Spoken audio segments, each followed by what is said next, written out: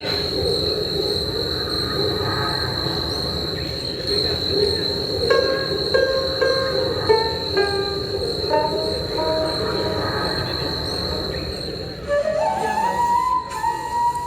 জীবন, এভাবে আমাদের রোজ কাটে।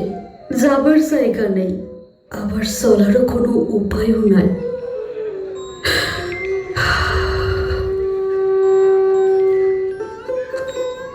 সারাদিন কেমনে যে যায়, কোনো কাম কাজ নাই। শুধু ভাবি কিছু যদি করবা পারতাম, সবজির বাগান, গরুর খামার, আমাগো আর হইছে।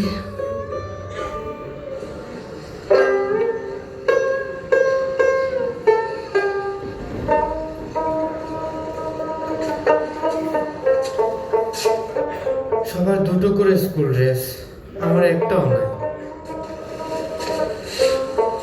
ওদের কোনো শখই পূরণ করতে পারি না। আমি জানি কত কষ্টে তোদের তিন ভাইকে বড় করছি। স্যার বলছে বেতন দিতে সপ্তাহখানেক দেরি হবে। হাই হাই, এক সপ্তাহ আমি কি করে চলবো? কত বলি খেয়ে ফেলো না, কিছু জমাও। 52 টাকা এক সপ্তাহ চলবো? আল্লাহ গো, কেমনে কি? আজ যদি কিছু টাকা থাকতো, কিছু মুরগি, কিছু দেশি হাঁস পালতে পারতাম।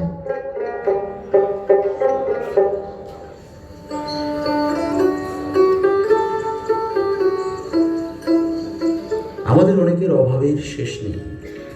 অনেকে অভাবী মানুষ, অনেকে সঞ্চয় করতে চাই, অনেকে চাই উদ্যোক্তা হতে, কিন্তু আমাদের স্বপ্ন আমরা বাস্তবায়ন করতে পারি না অর্থের অভাবে। আমাদের এই স্বপ্ন বাস্তবায়ন করার জন্য আমাদেরকে নিয়ে একজন মানুষ আছেন, যিনি চিন্তা করেন সব সময়। আপনি কি জানেন কে সে? তিনি হলেন তারেক রহমান।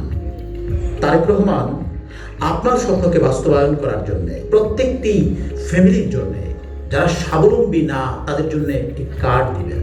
এই কার্ডের নাম হচ্ছে ফ্যামিলি কার্ড।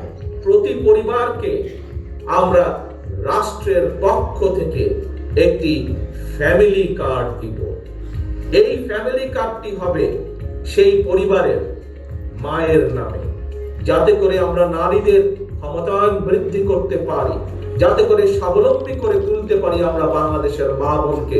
সেটিও হবে তার অন্যতম একটি লক্ষ্য, এই ফ্যামিলি কার্ড। কার্ডটি ব্যবহার করে নির্দিষ্ট পরিমাণ নিত্য প্রয়োজনীয় জিনিস যেমন তেল, চাল, আলু, ডাল, লবণ নিতে পারবেন। এর ফলে আপনাদের নিজেদের আয়ের টাকা ব্যয় না করে সঞ্চয় করতে পারবেন। সঞ্চিত টাকা দিয়ে স্বপ্নের উদ্যোক্তা হয়ে উঠবেন।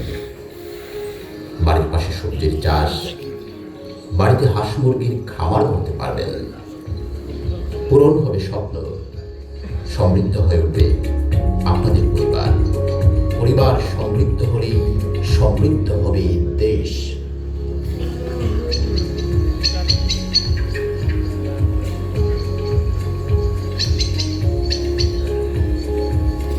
এখন থেকে তোর স্কুলের ড্রেসের সমস্যা হবে না। ফ্যামিলি কার্ড দিয়ে নিত্যপণ্য পাওয়ায় খরচের টাকা জমা করতে পারছে।